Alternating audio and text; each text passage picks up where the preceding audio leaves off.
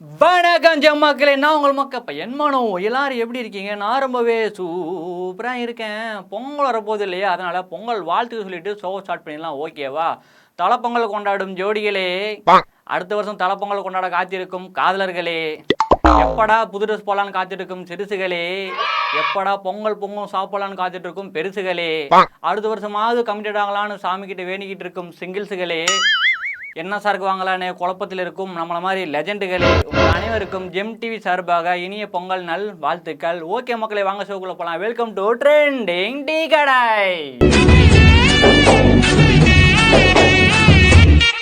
என்ன 18 பட்டி வந்தாச்சாப்பா? தெய்வத்துக்கே மாறு வேஷமா, ஏடிஎம் கேவுக்கு ஏழ வேஷமா. ஏற்கனவே அம்மா போனதுலேருந்து கட்சி சும்மா போயிட்டுன்னு தான் சொல்லணும். ஓகே, நான் மேட்ருக்கு வரேன். நம்ம மஞ்சள் மாநகரத்தில் ஏற்கனவே தேர் தள்ளுற திருவிழா முடிஞ்சு இப்போ தேர்தல் திருவிழா வந்துடுச்சு. அப்பான்னு பார்த்து எதிர்பாராத விதமாக நம்ம எதிர்கட்சி அனைத்து இந்திய அண்ணா திராவிட முன்னேற்ற கழக தலைவர் எடப்பாடி பழனிசாமி அவர்கள் என்ன சொல்லியிருக்காருன்னா, எல்லாருக்கும் தலையில் இடி விழுற மாதிரி ஒன்று சொல்லியிருக்காரு. எனக்கு என்னமோ இந்த எலெக்ஷனுக்கு கலெக்ஷன் இல்லாதனால இப்படி சொல்லியிருப்பாரு நினைக்கிறேன். அது அப்படின்னு நான் சொல்லிங்க, வெளியே பேசிக்கிட்டாங்க.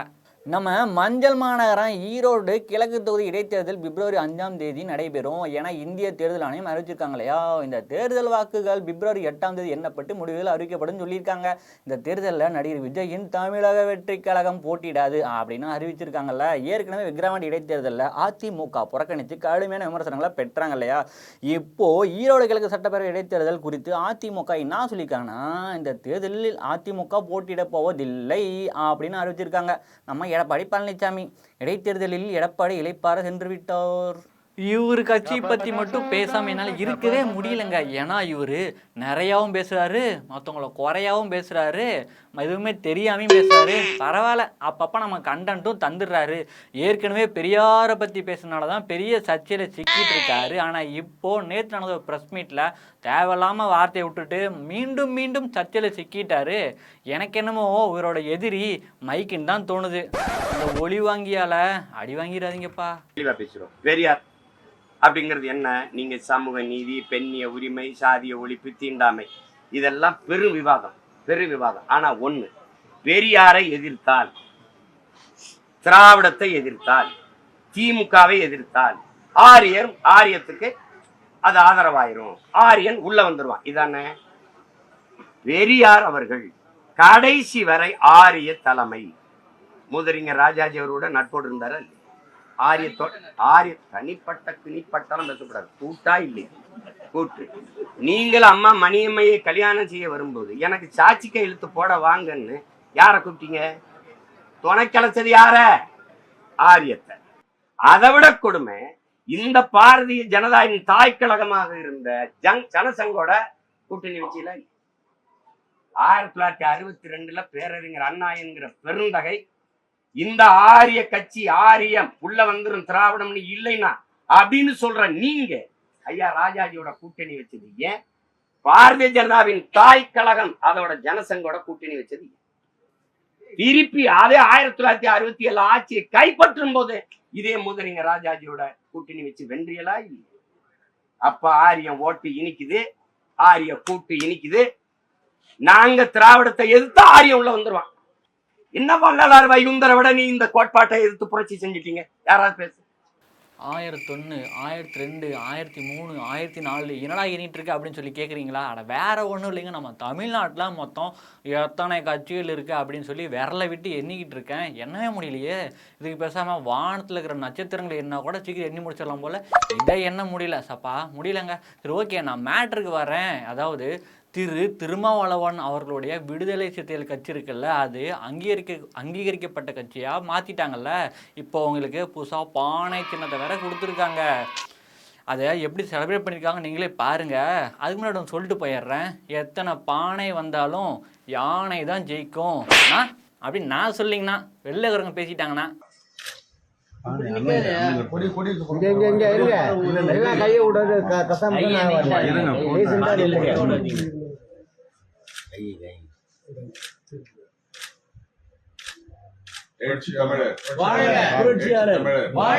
புரட்சியாளர் அம்பேத்கர், தந்தை பெரியார், மாமேதை மார்க்ஸ் வாழ்க! புரட்சியாளர் அம்பேத்கர் வாழ்க! எழுச்சி தமிழர் வாழ்க! வெற்றியின் சின்னம் வாழை சின்னம்! சமத்துவத்தின் சின்னம் வாழை சின்னம்! ஜனநாயகத்தின் சின்னம் வாழை சின்னம்! தமிழ் கண்டெடுத்த சின்னம் வாழை சின்னம்! உழைக்கும் மக்களின் சின்னம் வாழை சின்னம்! சமூக நீதியின் சின்னம் வாழை சின்னம்! சமத்துவத்தின் சின்னம் வாழை சின்னம்! சகோதரத்துவத்தின் சின்னம் வாழை சின்னம்! உழைக்கும் மக்களின் சின்னம் வாழை சின்னம்! புரட்சியாளர் அம்பேத்கரின் சின்னம் வாழை சின்னம்! எழுச்சி தமிழர் கண்டெடுத்த சின்னம் வாழை சின்னம்! இந்த குடியிலாட்சியில ஐயோ சாரி இந்த விடியலாட்சியில எந்த தப்புமே நடக்கல, எந்த குறையுமே இல்லை, மக்கள் யாருமே எந்த தப்பும் புகாரும் கொடுக்கல அப்படின்னு ஒருத்தர் சொல்லியிருக்காரு.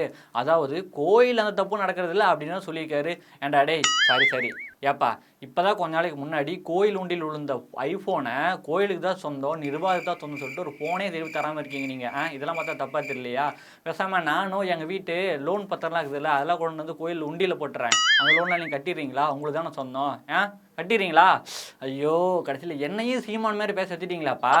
அப்படி சொன்ன ஒருத்தர் தான் இப்போது அண்ணாமலையை பற்றியும் ஆன்லைன் சிஎம் சாரி டிவிக்கு தலைவர் விஜய் அவர்களையும் என்ன சொல்லியிருக்காரு தெரியுமா? நீங்களே பாருங்க. எங்கும் ஆகமம் மீறப்படவில்லை. யாராவது ஒரு அர்ச்சகர்கள் குறை சொன்னார்களா, அல்லது யாராவது பக்தர்கள் குறை சொன்னார்களா, அல்லது இவர் அங்கே வருகை தந்து இந்தந்த வசதிகள் எல்லாம் செய்யப்படவில்லை என்று குறை சொன்னாரா? எந்த விதமான சலனமும் எந்த விதமான குற்றச்சாட்டும் இல்லாமல் திராவிட மாடல் ஆட்சியில் மிக சீரோடும் சிறப்போடும் இந்த வைகுண்ட ஏகாதேசி திவ்ய பிரபந்த சாலைகளான 108 திவ்ய பிரதேசங்களிலும் அற்புதமாக நடந்தது என்று பக்த கோடிகள் இந்த ஆட்சியை புகழ்ந்து கொண்டிருக்கின்றார்கள். நீட் தேர்வு மாநில அரசால் ரத்து செய்ய முடியாது என்று தெரிந்தும் திமுக அரசு வாக்குறுதி கொடுத்து மக்களை ஏமாற்றுறதா விஜய் அவர்கள் நேற்று ஒரு கண்டன அறிக்கை வெளியிட்டிருக்காரு. அவர் வீட்டிலேயே உட்காந்து அறிக்கை கொடுத்துன்னு சொல்லுங்க. வெளியே வந்துட வேணாம் சொல்லுங்க. வெளியே வந்தா யாராவது கோச்சிப்பாங்க. அதில் வீட்லயே இருக்க சொல்லுங்க. சாதுக்குள் அப்படின்னா சாதுவாக இருக்கணும். எங்கள் ஆஃபீஸில் சேதுன்னு ஒருத்தர் இருக்கான், அவங்க கூட சாதுவாக இருக்காங்க. நார்மல் மனுஷன் சேது கூட சாதுவாக இருக்கும்போது சாதுவாக இருக்கு நீங்கள் சாதுவாக இருக்க மாட்டீங்களா? இந்த மாதிரி 2 சாதுக்கள் பண்ணுற தப்புனால நிறையா சாதுக்கள் ரொம்ப பேர் கெட்டு போயிடுதுங்க. என்னடா நடந்துச்சு அப்படின்னு கேட்குறீங்களா? இப்போ ஹரித்வாரில் நடந்த கும்பமேளாவுக்கு சென்ற 2 சாதுக்கள் ஓடுற ட்ரெயினில் என்ன பண்ணிருக்காங்க தெரியுமா? நீங்களே பாருங்க. இதை பார்க்கும்போது எனக்கு ஒன்று சொல்லணும்னு தோணுது. என்னம்மா நீங்க இப்படி பண்றீங்களேம்மா?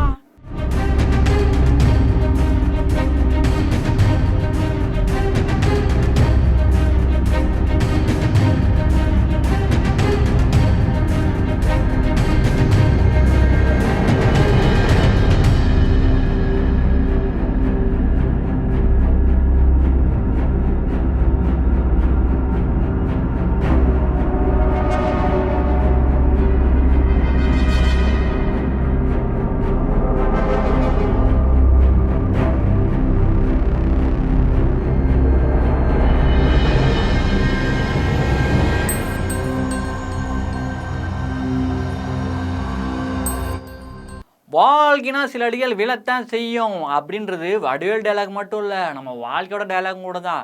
சில அடிகள் விழுந்தா பரவாயில்லையே, பல அடிகள் விழுது. பட் அதுக்காக டைம் வேஸ்ட் பண்ணக்கூடாது.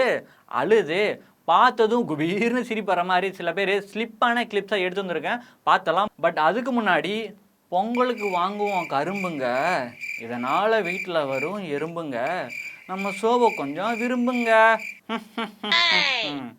சிரிங்க சந்தோஷமா இருங்க.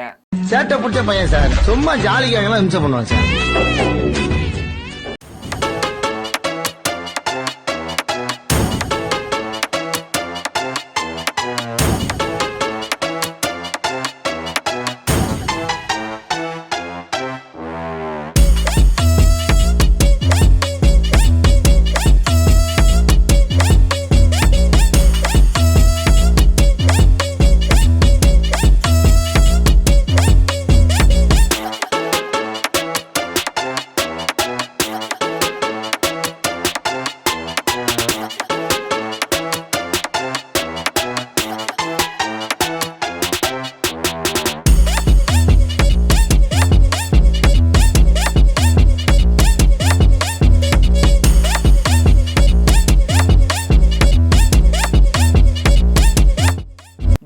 வாரம் இந்த பகுதியில் எந்த தொகுதியில் எந்த படம் ரிலீஸ் ஆகுதுன்னு லைனாக பார்த்துக்கிட்டு இருக்கோம், பார்த்துக்கிட்டு இருப்போம். அதாவது சினிமா அப்டேட்லாம் பார்த்துட்டு இருக்கோம் இல்லையா?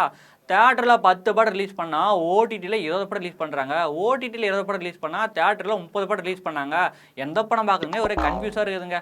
முன்னெல்லாம் மொபைலில் மூவி டவுன்லோட் பண்ணிட்டு உடனே பார்த்து டெலீட் பண்ணிடுவோம். ஆனால் இப்போ மொபைலில் மூவி டவுன்லோட் பண்ணுறதோட சரி பார்க்கவே டைம் இருக்க மாட்டேங்குது.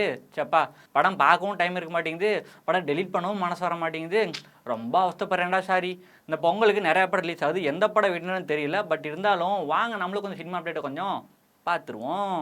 Camera sound action. ஆடா நம்ம விஜய் இயக்கியுள்ள இந்த படத்தில் ஜீவா, ஆக்ஷன் கிங் அர்ஜுன், ராசிகனா நடிச்சிருக்காங்க. இந்த படம் ப்ரமோஷனுக்காக தமிழ் சினிமா வரலாற்றில் முதல் முறையாக படத்தோட கேரக்டர்ஸை வச்சு அகத்தியா படக்குழு என்ன பண்ணியிருக்காங்கன்னா ஒரு கேம் ஆப்பை உருவாக்கியிருக்காங்க. இந்த கற்பனை சாகச விளையாட்டு எல்லா வயதினர்களும் விளையாட வடிவமைக்கப்பட்டுள்ளது அப்படின்னு படக்குழு தெரிவிச்சிருக்காங்க. பிரம்மாண்டமான இயக்குனர் தான் நம்ம சங்கருங்க. சிமெண்ட்டில் ஃபேமஸும் சங்கர் தான், சினிமாவில் ஃபேமஸும் நம்ம சங்கர் தாங்க. என்னதான் அந்த கேம் சேஞ்சர் படம் ரிலீஸ் ஆனதுலேருந்து நம்ம நேம் சேஞ்ச் ஆகுன்னு பார்த்தா அப்போ டேமேஜ் தான் ஆகிருக்கு. ஏன்னு பார்த்தா பப்ளிக்கெல்லாம் நெகட்டிவாகவே ரிவ்யூ கொடுத்துருக்காங்க. சரி விடுங்க, இருந்தாலும் நம்ம மனம் தளராத சங்கர் என்ன பண்ணியிருக்காருன்னா அடுத்து அந்த பெரிய ஹீரோவை வச்சு அந்த பெரிய படத்தை பண்ணணும்னு சொல்லியிருக்காரு. எந்த பெரிய ஹீரோ, எந்த பெரிய படம் அப்படின்னு கேட்குறீங்களா? வாங்க பார்த்துருவோம். ரீசெண்டாக சங்கருடைய டைரக்ஷனில் ராம்சனோட ஆக்ஷன் ரிலீஸ் ஆகிருக்கு கேம் சேஞ்சர். இந்த படத்தோட ப்ரொமோஷன் நிகழ்ச்சியில் சங்கர் என்ன சொல்லியிருக்காருன்னா நம்ம சூப்பர் ஸ்டார் ரஜினியோட வாழ்க்கை வரலாறு படமாக இருக்கணும், அதான் என்னுடைய ஆசைன்னு சொல்லியிருக்காரு. எடுத்தால் நல்லா தான் இருக்கும். ஏற்கனவே இவங்க கூட்டணியில் வந்த சிவாஜி, எந்திரன்லாம் வேற மாதிரி. ஆலப்பற ஸ்டார்டிங் ஃபேன் சீன் நம்பர் 62ன்னு ஒரு தமிழ் மூவி அமேசான் பிரைமில் ரெண்டெல்ல ப்ரீமியர் பண்ணியிருக்காங்க. சித்தார்த் மற்றும் ஆசிக் ஆக்டிங் உருவான மிஸ்யூன்னு ஒரு ரொமான்டிக் தமிழ் மூவியை போன தேட்டர் ரிலீஸ் பண்ணாங்களே, இப்போது பிரைம் வீடியோவில் தமிழ் தெலுங்கு ரிலீஸ் பண்ணியிருக்காங்க. நம்ம சிவா நடித்த சூதுகவும் தமிழ் மூவியை பொங்கல் வீக்கெண்டில் 10th கொட்டா மற்றும் அமேசான் பிரைம் வீடியோ ரிலீஸ் ஆக போகுது. பாலையா நடிப்பில் உருவான டாக்கு மகாராஜ் அப்படின்ற தெலுங்கு மூவியை ஜனவரி 14 அன்னைக்கு தியேட்டரில் ரிலீஸ் பண்ண போகிறாங்க. நம்ம சண்முக பாண்டியன் நடிப்பில் உருவான படம் தான் படைத்தலைவன். இந்த படம் ஜனவரி 14ஆம் தேதி ரிலீஸ் பண்ணுறதா சொல்லியிருந்தாங்கல்ல, பட் அது இன்னும் அஃபிஷியலாக கன்ஃபார்ம் ஆகலை. பொறுத்திருந்து பார்ப்போம். அடாடாடாடாடாடாடாடாடா, பொங்கலுக்கு இத்தனை படம் ஓடிடி ரிலீஸ் பண்ணுறாங்க. இது மட்டும் இல்லாமல் போன வாரமே தேட்டரில் என்னென்ன படம் ரிலீஸ் ஆகுதுன்னு சொல்லியிருக்கேன். இந்த பொங்கலில் நல்லா படம் பார்த்து ஜாலியாக என்ஜாய் பண்ணுங்கள். வாரம் இந்த பகுதியில் அதிகாரப்பூர்வமாக அறிவியல் பூர்வமாக பார்த்துக்கிட்டு இருக்கோம். அறிவியல் எவ்வளோ முக்கியமோ அதே அளவுக்கு வரலாறும் ரொம்ப ரொம்ப முக்கியம். நீ நினைக்கிற மாதிரி நம்ம தலை நடித்த வரலாறு இல்லை, நம்ம தலைமுறையாக பாரம்பரியமாக கொண்டாடிட்டு இருக்க தமிழர் திருநாள் பொங்கல் வரலாறு பற்றி தான் பேசிக்கிட்டு இருக்கேன். அதைத்தான் 2 நாளாக உட்காந்து ப்ரிப்பேரும் பண்ணிக்கிட்டு இருக்கேன். போட்டினா தகராறு சொல்ல போகிறண்டா பொங்கலுடைய வரலாறு.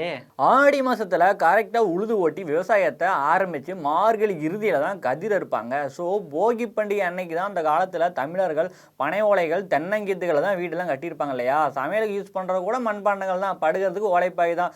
இதெல்லாம் பழசாயிரும்ல, உடனே என்ன பண்ணுவாங்க, இதையெல்லாம் தேவையில்லாத வீதியில் வச்சு தீயிட்டு அகற்றி விட்டு உணவு தானியங்கள் எல்லாம் உள்ள அடுக்க ஆரம்பிச்சிருவாங்க.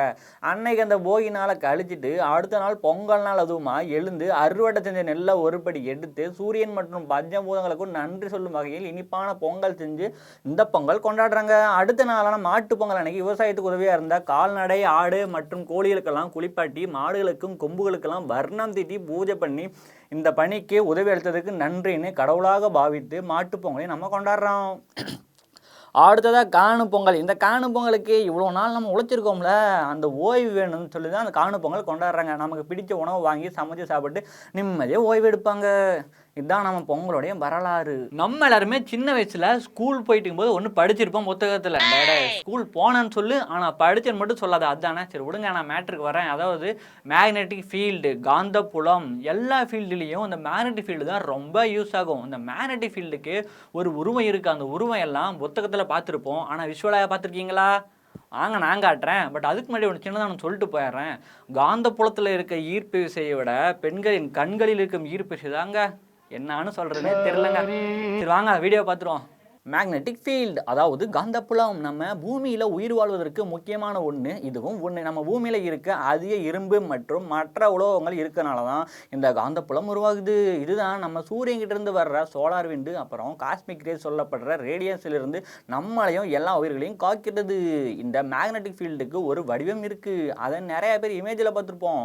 இப்போது இந்த வடிவத்தை விஷுவலாகவும் ஸ்லோ மோஷன்லையும் காட்டுறேன் பாருங்கள். இப்படி செம்மையாக இருக்குதுல்ல.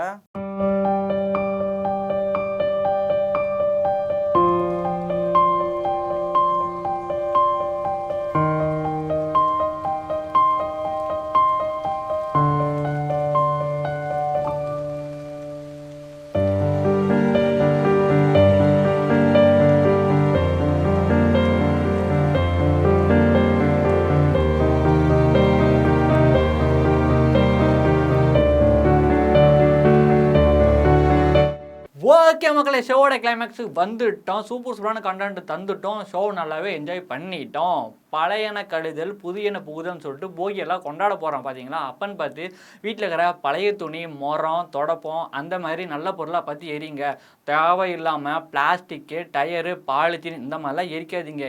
ஏன்னா கண்ணை எப்படி தூசுப்படாமல் பாதுகாக்கிறோமோ அதே மாதிரி காற்றையும் மாசுபடாமல் பார்த்துக்கணும். சொல்கிறத கொஞ்சம் மைண்ட்லேயும் ஏற்றிக்கணும். ஓகேவா? ஓகே மக்களே, ஜெம் டிவி சார்பாக அனைவருக்கும் ஹாப்பி பொங்கல். டே நிப்பாட்டு பொங்கல் மட்டும்தான் இருக்குது, ஹாப்பி எல்லாம் இல்லை அப்படின்னு சொல்கிறீங்களா? அட விடுங்க, ஹாப்பின்றது வாழ்க்கையில் தான் இல்லை, அட்லீஸ்ட் வார்த்தையிலாவது இருக்கட்டுமே. அதனால தான் சொன்னேன். இதோட ஷோவை முடிச்சுப்போம். மீண்டும் அடுத்த வாரம் இதே ஷோவில் சந்திப்போம். அதுவரை உங்களிடமிருந்து விடைபெறுவது நான் உங்கள் மொக்கப்பை அன்மனோஜ்.